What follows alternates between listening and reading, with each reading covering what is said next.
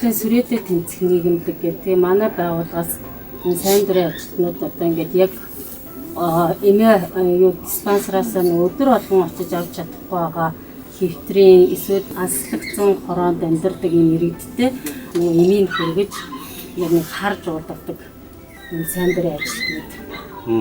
Тийм.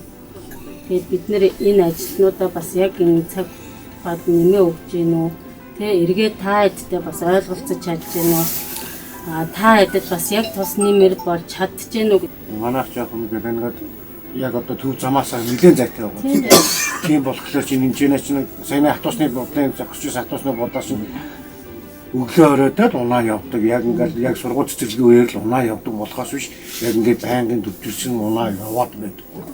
Тэгэхээр чинь бас ихчиж явах тийм газрын зайтай болохоор яг хүндрэлтэй л байдаг байхгүй. Энэ ихч чинь бас наашаа цаашаа гэл. Тэгээ би аминдаа ажлынхаа завсар заагаар ихчтэй холбогдож ярьж байгаа л 16-гийн автобусны буудал ч юм уу эсвэл шараад нийцмэчээс юм үргэж яхад давхар очиж авах жишээ тэгж л одоо яаж яг наашаана ирээд яхлаач ингээд өгсөөр тэгэхээр замдаа бас хоошоо өгөхтэй бас. Игчлээд одоо надад мангар том буян болж байна шүү дээ. Ерөнхийдөө та ингээд нэг маш хол ингээд үйлчлүүлэгчэд эмийн хүргэж ирж байгаа. Энэ нөхцөлд одоо ингээд халтаргаа гуулгаа их байна тий. Энэ нөхцөлд одоо яаж явж байна? Бид нэр өвдийн цагт бол хальтрага гулгаа ихтэй гэр хороол юм зөөхд бол золбон нохоо янз бүрийн юм маш их таардаг учраас бид нар бас гартаа нэг чулуун модтол явдаг юм да. Эмээ зөөж хаад нохоонд хазуулсан. Би хазуулсан шүү дээ. Тий. Ихэнчлэн манай анаа манд чинь бас энэ тэтгэвртэй гарсан тий ийм хүмүүс байдаг. Тэгээд зарим нь хүртэл ингээд нөгөө өөрийнхөө насыг тоохгүй хашаад аваад хүртэл өвчсөн тохиолдлууд бас манай дээр байгаа байхгүй юу. За өнөөдөр бид нэр олон нийтийн эрүүл мэндийн ажилтан одоо энэ Дулаансар эгч маань эмээг хэрхэн хүргэж гин гэдэг дээр хяналт хийгээд өнөөдөр уулзаад явж байна. Тэгээд манай Дулаансар эгч болохоор сүрээтэй тэмцэх нийгмийн маань шинжил ажиллаж байгаа. 2006 оноос хойш ажиллахад хичнээн өвчтнүүдэд эмийн хүргэж өгч үйлчилсэн. Би 1000 гаруй хүнд эм өгч үйлчилсэн дээ. Манай байгууллагаас нөгөө хүнсний тусламж өгдөг байсан. Хоолтой эмчилгээгээд нөгөө өхөр тэгсэн нөгөө хоол өгдөг байсан. Одоо тэгээ нөгөө яг энэ байхгүй болсон тохиолдолд ингээд таны ингээд нэг харьцуулаад харахад ерөнхийдөө энэ хүнсний тусламжийн ашиг тус байж уу? Уулан байсан. Тэр яагаад байсангүй тэр хүмүүс би хоолой гэр орондоо хоол байхгүй чинь хоолоо идчихээд юм аахаар бид нэрэд сайхан болж байна эдгэрч байна гэж бас сэтгэлдээ тийм тэнхээтэй байсан. Одоо тэгэл хоолгүй болчоор чинь нөгөө хүмүүс чинь би хоол байхгүй гэл тэгэл сэтгэлээр унаал юм аахгүй зарим хүмүүс чинь би одоо тийм хүн харж ирсэн манай диспансер дээр эм авахгүй байж чадгалчаад гэлгуурууданд хийгээд им авчирж өгсөн тийм тохиолдол бас гарч ирсэн. Жишээл бас байна. Тийм одоо архины хамааралтай хүмүүс байна. Орон гэргөө ч юм уу айлаар бас юм ууж амьдарч байгаа хүмүүс бас байна.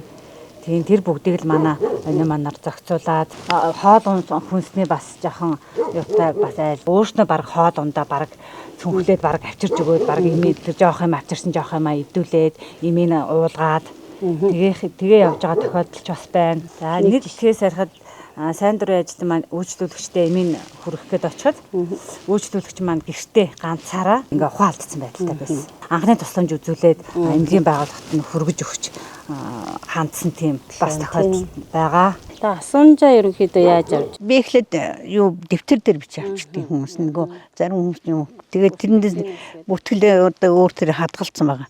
Тэгэл тэрийг гэртээ ирэл нөгөө утсаараа юмд оруулж шивдэг. Бид нар дата мата гэж байдаггүй гэрийн интернетээр би төмөр очирлогоо зураг мургаан явуулдаг юм аа. Танай гэр чинь болохоор манай хужир тий. Хужир удангаас өглөө би 8-д гараад дүүрг ороод ийм аваад 30 км орж штэ. Тий. Нэг айл нь л юм байна. За нөгөө хоёр айл гэдэг. Нөгөө хоёр айл нь болохоор минийх тэр улаан хоронгийн соос хотхны урд руу энэ 16 давхар байна. Шараад ч болохоор тэр бүр ишиг батгах. Шараад одоо тэр уулны саагур шүү дээ. За манай өнөө маань диспансераас одоо үйлчлүүлэгч байгаа гэрт очиход За 10-аас цаатал нь 30 км-т явж хурц үргэлжлэж имийг хөргөж өгдөг. За зарим үед болохоор бас үйлчлэгч ингээд очиод шугамын унаа явдггүй. Нийтийн тээвэр 1000 унаанд суугаад тэрнийхээ эцсийн зогсоол дээрээсээ буугаад тухайн үйлчлэгчийн ар гэрт очиход бол 5-аас 6 км-аас алхаж очдог. Хол гэртээ үйлчлэгчтэй бол имийг 2-оос 3 удаа бол хөргөж өгч харж явуулгадаг. За бусад үед цахимаар хяналтаа хийж ажилтдаг.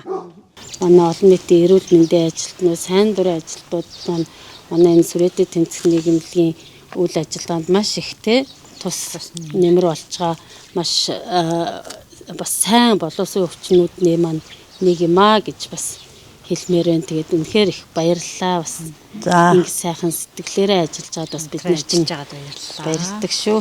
За баярлалаа.